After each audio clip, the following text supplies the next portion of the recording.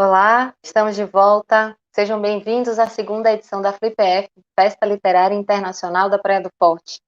Nessa edição, em formato virtual, com mais de 100 atividades entre mesas literárias, oficinas, apresentações artísticas, programações infantis, saraus, batalha de slam, conversas com autores e autoras e lançamentos de livros.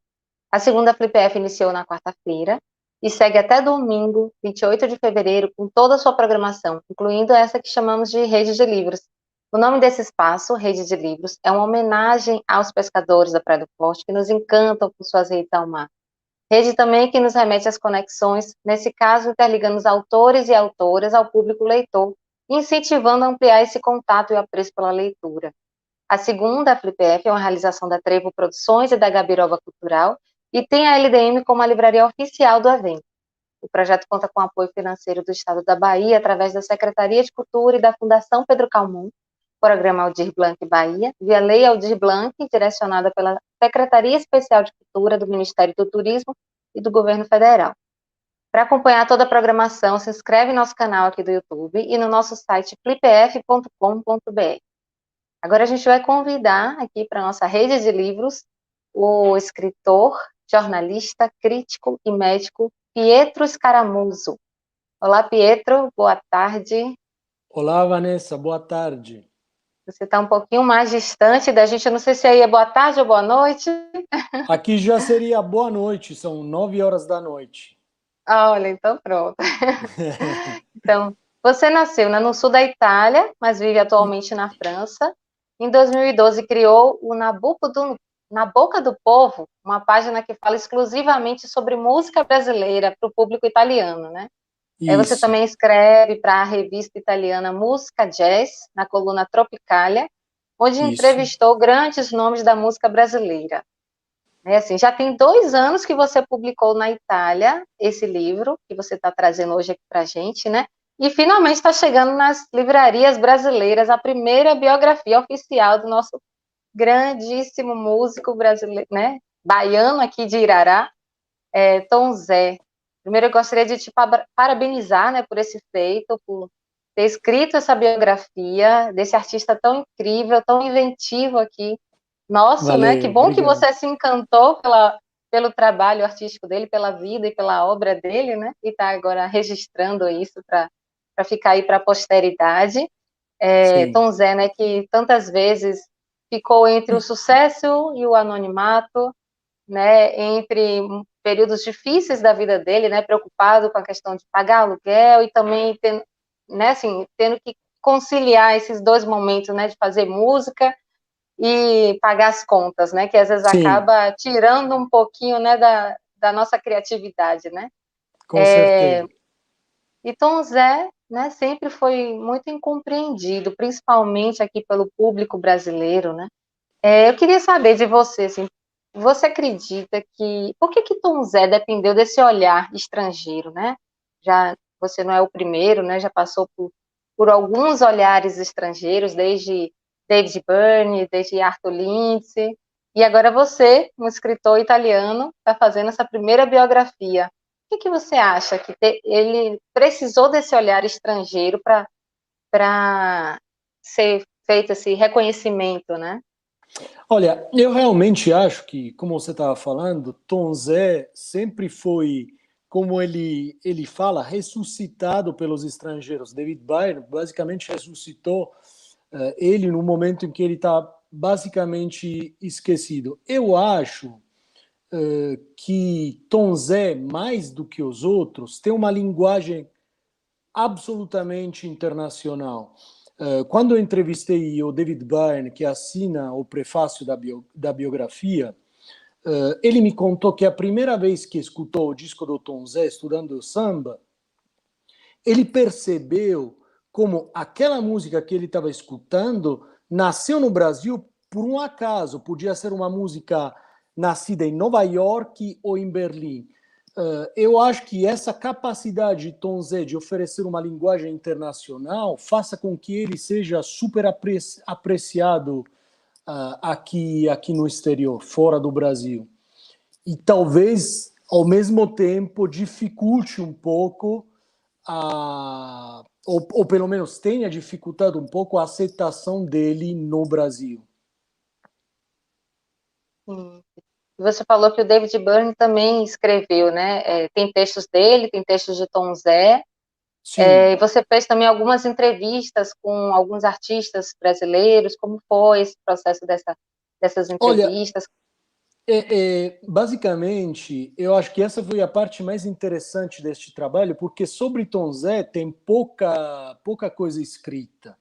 Então, a única maneira de recolher todas as fontes era justamente falar com Tom Zé e com as pessoas que ficaram em volta deles. Então, tive a possibilidade de conversar com o David Byrne, com o diretor da Luaca Bop, que foi a gravadora que levou o Tom Zé, gravadora de David Byrne também, que levou o Tom Zé nos Estados Unidos. Falei com o Gil, falei com o Caetano, com a Rita Lee, falei com o Washington Oliveto, que trabalhou com o Tom Zé num certo período no qual o Tom Zé, meio esquecido, trabalhou fazendo trilha de publicidade, jingle de publicidade. Enfim, tentei pegar todos esses pedacinhos do mosaico que tinham nas cabeças das pessoas e reconstruir um pouco a vida do Tom Zé. Foi realmente um trabalho fantástico, muito, muito interessante. E como é que esse livro foi recebido, né, pelos italianos? Essa obra chegou primeiro aí na Itália, né? Como é que ele foi recebido? É curioso porque claramente Tom Zé não é conhecido na Itália tanto quanto no Brasil. E isso é claro. Mas mesmo assim, eu achei incrível que uma editora topasse publicar um livro sobre Tom Zé.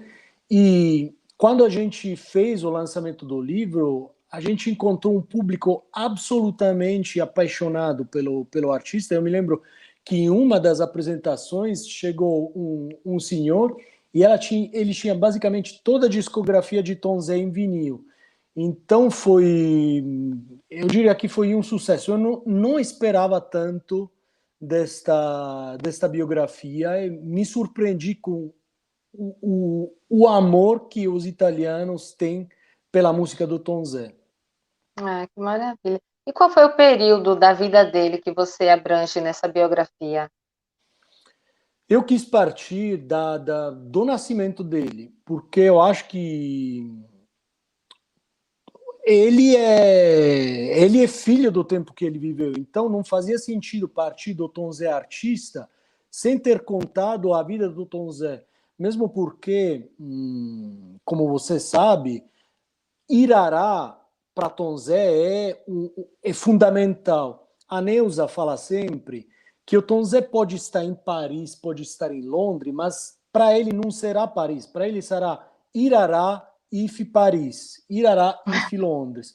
Então era fundamental contar toda a infância do Tom Zé, toda a formação que ele teve na loja do pai, junto com os tios, e porque tudo isso levou o Tom Zé a ser o artista que ele é. Então eu começo da infância, depois de forma cronológica vou em frente até os últimos trabalhos deles. O último disco de inédita, o último disco que ele publicou foi em 2017, então basicamente a biografia chega até 2017. Eu, assim, tive a sorte, né, a honra de acabar produzindo um show dele aqui na Bahia, né, foi em Salvador, no Teatro Castro Alves, e foi incrível, assim, ele estava lançando o Tropicália Lixológico, né, e nesse Sim. livro você fala também, você além de contar a história da vida dele, você faz uma análise também da discografia dele, não é isso? Sim, sim. Eu queria deixar o livro claramente interessante para quem está interessado, para quem pesquisa sobre música, então para outros jornalistas que queriam saber mais de Tom Zé, e ao mesmo tempo deixar a narrativa cativante para quem não sabe nada de Tom Zé. Então, eu tentei construir o livro como se fosse um romance, mas também com esses mergulhos técnicos no disco, nos discos de Tom Zé. E aí foi uma pesquisa enorme entre os acervos dos jornais, conversas com quem trabalhou os discos, conversas com o mesmo Tom Zé. Eu acho que, deste ponto de vista, tem uma certa riqueza nas análises dos discos que eu propunho, mas também graças ao fato que as pessoas que fizeram o disco participaram do livro. Sim, que ótimo, que bom. É isso, né? Ele já é uma pessoa assim que a vida dele é uma pessoa muito curiosa, né? Assim, as pessoas têm curiosidade de saber por que ele age de tal maneira, né? Essas criações dele que são sempre muito inusitadas. Ele cria inclusive instrumentos, né, para colocar dentro das músicas dele. E assim é muito interessante você estar trazendo também essa análise, né? Porque muita gente tem dificuldade de conseguir conceber e compreender essa discografia toda dele tão complexa, né? Sim, e era também um interesse meu. Eu realmente queria saber de onde surgiu a ideia, por exemplo, de construir instrumentos, como as músicas nasciam, é, o, o, os anedotas que tinham. Eu sempre fui interessado pelo, digamos assim, backstage, pelos bastidores. Então, quando eu comecei a escrever sobre os discos, sempre me interessei de saber o que tinha atrás de cada música. Claro, não acabei descrevendo os bastidores de cada música, porque viraria uma coisa muito chata, assim, muito técnica, mas tem músicas, tem explicações de músicas muito bonitas, como Menina Jesus. É, enfim, eu acho que tentei colocar em evidência as músicas mais marcantes da trajetória dele. Que bom. Queria te pedir para ler um trechinho desse livro, mas imagino que seja até difícil de escolher, né? Qual trecho? Eu, Mas você eu, pode fazer as olha, honras para a gente. queria escolher um trecho que veio aqui, assim na frente, tô com o PDF no computador, que se passa em Irará. Então é um Sim. pedacinho que diz muito sobre a curiosidade de Tom Zé. À cabeceira da mesa sentava-se avô materno, Pompilho Santana, o banqueiro da cidade. Aos sábados, dia de feira em Irará, ele sentava-se à mesa, numa sala pequena, para atender alguém que precisasse de empretismo. Do lado oposto ficava o tio Elísio. Era um dos exponentes do Partido da União Democrática Nacional e católico fervoroso. Mais tarde se converteria ao espiritismo. Foi várias vezes prefeito de Irará e, graças a ele, a energia elétrica chegou à cidade no início dos anos 1950. Naquela ocasião, anunciou que os novos lampiões instalados na cidade se acenderiam às 2 em ponto do sábado à tarde, nem um minuto antes. Tom Zé não conseguia entender aquilo. Tio, se a corrente elétrica sai da cidade de Coração de Maria e você vai acender os lampiões da cidade às 2 da tarde, a que horas chegará aqui em Irará? No mesmo instante, respondeu tio Elísio. Tom Zé pensou naquilo e calculou que seriam necessárias cerca de 5 horas para cobrir a distância entre uma cidade e outra a pé. A cavalo um pouco menos. E tio Elísio queria que ele acreditasse que a energia elétrica chegasse no mesmo instante. Ah, tudo bem, você está zombando de mim, mas não caio nessa, desafiou o pequeno Tom Zé, que sempre demonstrava uma curiosidade exacerbada e um notável senso crítico. Que ótimo. Ele tinha quantos anos, mais ou menos, nessa fase? Ele tinha 14 anos, 50, assim, 14 anos. Sim. Então, Que ótimo. essa é uma. O Arnaldo Antunes escreve na contracapa do livro sobre essa descoberta de Tom Zé da eletricidade, da energia elétrica. Que ótimo, que ótimo. Obrigada, Pietro. Eu queria saber quem tem interesse em adquirir o livro na versão português. Como é que faz para encontrar? O livro já está disponível em várias livrarias e no site do Sesc, que é sescsp.org.br/loja. E só uma última dúvida, assim, como é que esse livro foi recebido por Tom Zé, quando ficou pronto, a versão português? Ele amou e no texto que ele escreve para o livro, ele fala que leu esse livro como se fosse um romance, e ele achou estranho ler da própria vida de uma forma assim tão distante, mas ao mesmo tempo perto. Para ele foi uma surpresa enorme, e eu fiquei feliz com isso. Que bom, que bom. Obrigada, Eu que Pietro. agradeço pelo Obrigado. espaço. Obrigado por ter participado aqui da nossa programação. E Obrigado a vocês. parabéns aí mais uma vez por esse livro, por essa publicação, viu? E obrigada, Valeu. enquanto baiana brasileira, por ter feito Opa! isso. Eu que agradeço. Tchau, tchau. Até mais. Tchau, até. Então, agora vamos convidar a poeta, escritora e produtora Lâmia Brito. Lâmia? Olá, Olá, Lâmia. Boa tarde, tudo bem? tudo bom? Seja bem-vinda aqui à programação da FlipF. Obrigada por ter aceitado o convite, por estar participando. Obrigada a você, Vanessa. Prazer estar aqui. Igualmente.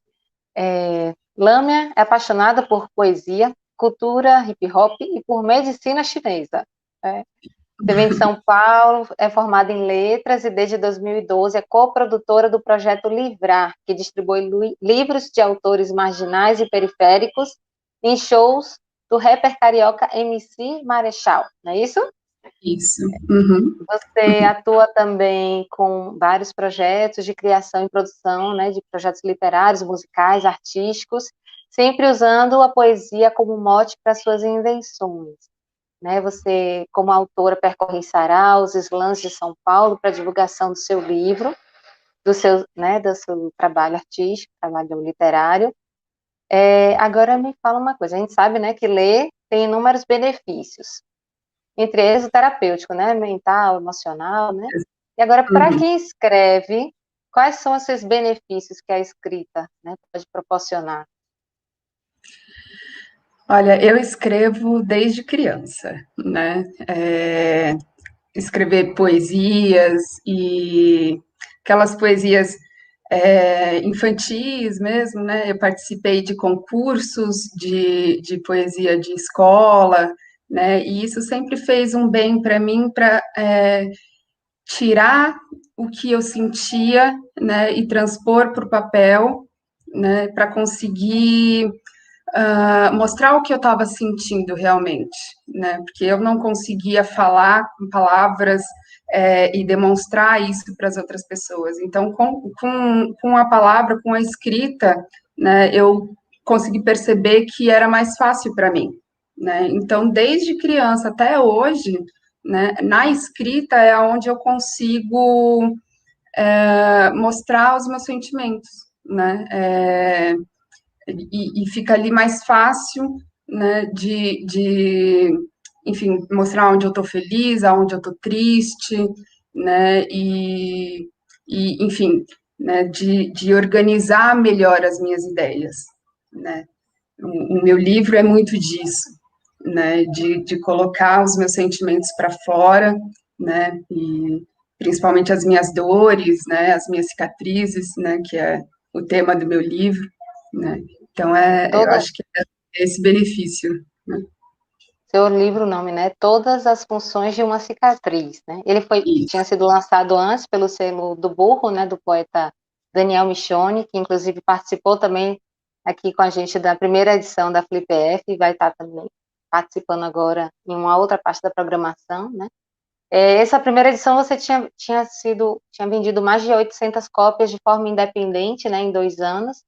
E isso, agora você fez uma segunda edição recentemente, né, pela editora Lira das Artes, né, que é a isso, sua editora, não é isso? editora. Uhum. Como é que funciona? Como é que foi esse processo de produzir um livro de forma assim independente? Eu comecei a participar de saraus e slams em 2012, mais ou menos 2011, 2012, né? Que foi ali aonde eu comecei a me ver como poeta, né? Eu só escrevia e não me via como poeta ali, né? Eu era uma pessoa que escrevia, né? Fazia letras na faculdade e participava desses saraus, desses encontros, né? E ali eu fui me empoderando como poeta, né? Como uma pessoa que escreve e fui me sentindo bem com isso e entendendo que eu escrevia bem e que aquilo poderia dar um livro, né?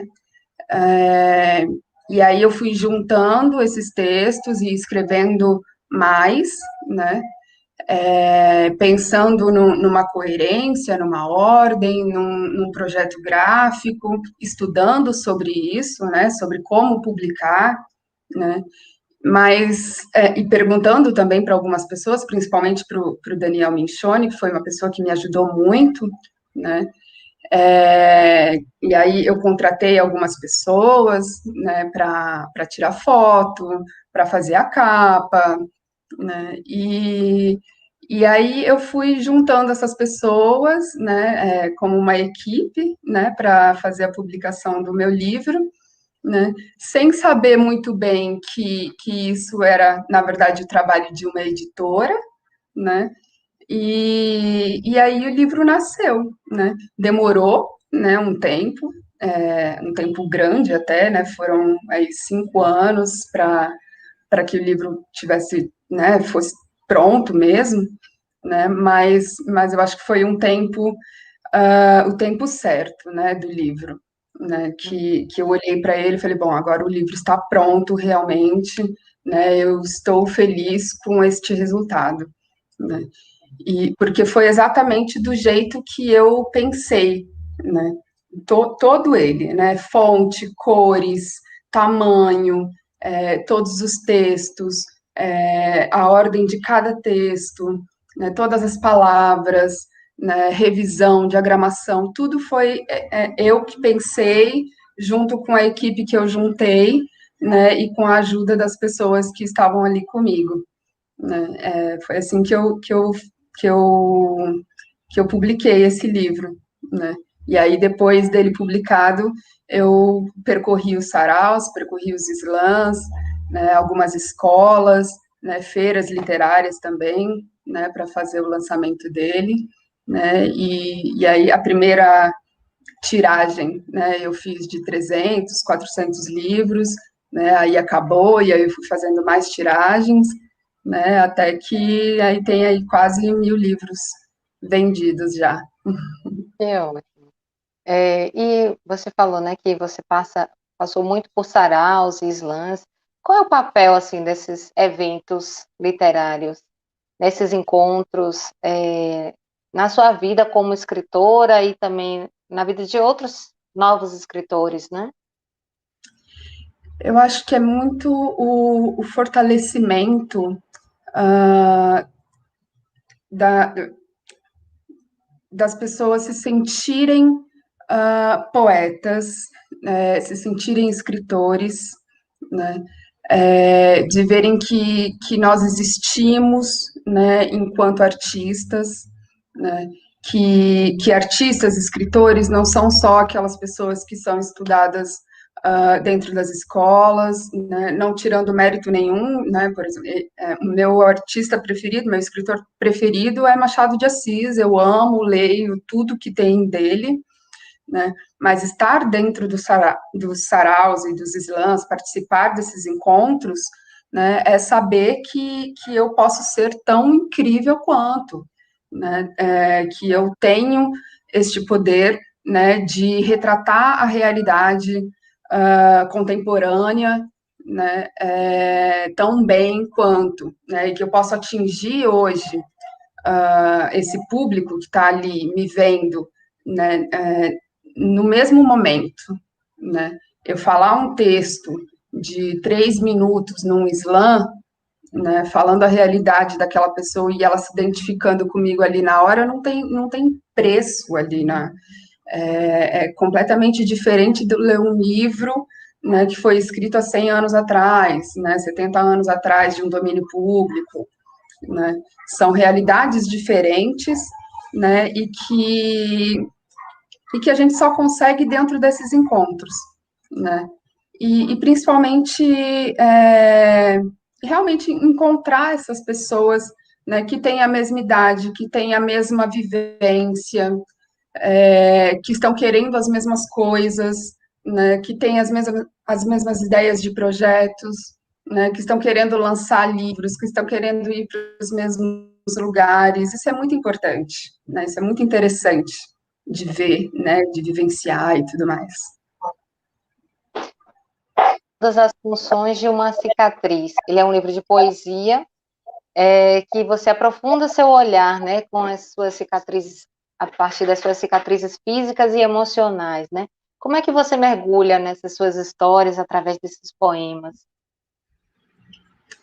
Eu falo bastante de perdas, de emoções, não só físicas, né, mas também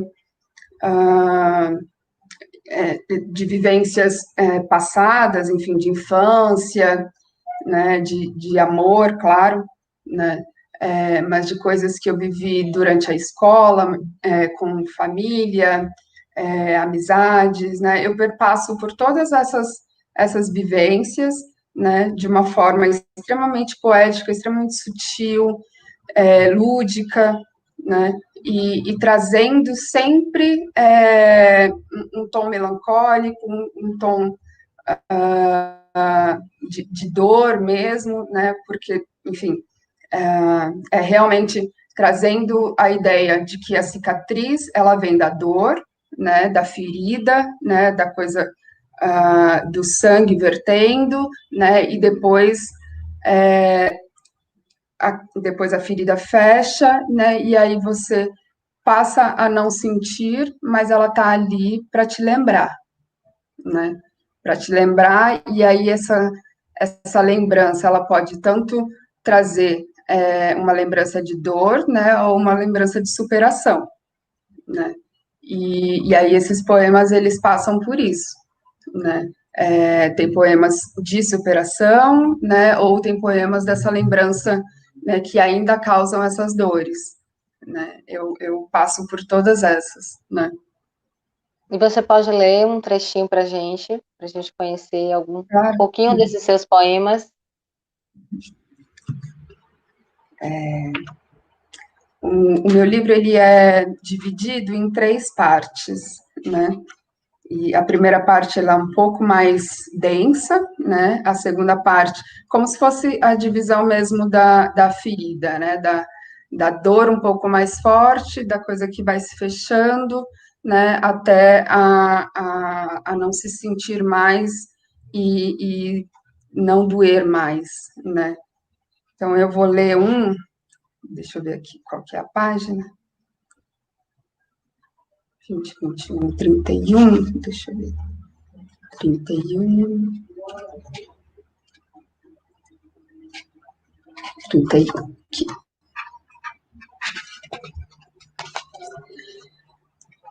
Um dia eu decidi estudar os meridianos e descobri que um ponto onde eu alarguei minha orelha está associado a essa dor que eu sinto quando você chora.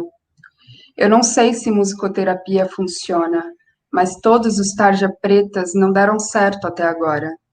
As histórias se confundem em algum ponto. Buda teve a sorte de ser lembrado por seu nirvana. Qualquer erro no meio do caminho é apagado quando o sucesso é atingido. No meu passado tem esquinas que o Google não identifica. Foram 2 corpos no mesmo espaço e eu não sei te explicar esse fenômeno.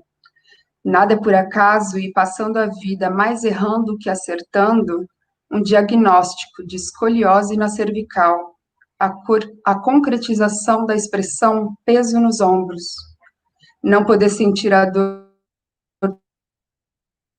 do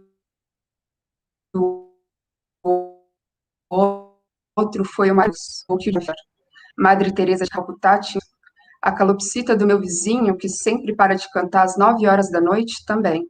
Pensar na existência de Deus deixa a casa com cheiro de carne mal passada. E eu sou vegetariana. Legal, É isso. obrigada, Lâmia. E para quem tem interesse em conhecer seu trabalho, quem adquirir seu livro, como é que faz? Dá as coordenadas aí para gente. Meu livro, ele está em todas as livrarias físicas, Livraria Cultura, Martins Fontes, também está na Amazon, e também pode encontrar no meu site, né, liradasartes.com.br, lira com Y, né, /loja, né, lá você pode comprar com cartão de crédito, débito, boleto, né, e por aí vai, né, pode entrar em Maravilha, contato direto comigo. maravilha. Obrigada, Lâmia, pela sua disponibilidade, por estar participando aqui da programação. Obrigada. Obrigada a E você. tendo mais outras publicações, pode ir mandando também para a gente estar, né, conversando e divulgando também. Tá Pode deixar. certo? Estamos pensando nas próximas já. Que bom. Boa Obrigada, Maria. sorte. Muito Parabéns. Tchau, obrigada. tchau. Tchau, tchau, querida. Tá? Obrigada a vocês também que acompanharam essa programação da Rede de Livros, aqui da segunda FliPF. Amanhã, às 13 horas, teremos mais bate-papos e lançamentos com autores e autoras. A segunda FliPF segue até amanhã, né? Dia 28 de fevereiro, aqui no nosso canal da FliPF no YouTube. E se inscreva aqui no canal e acompanhe a programação pelo site flipf.com.br. Obrigada e até a próxima.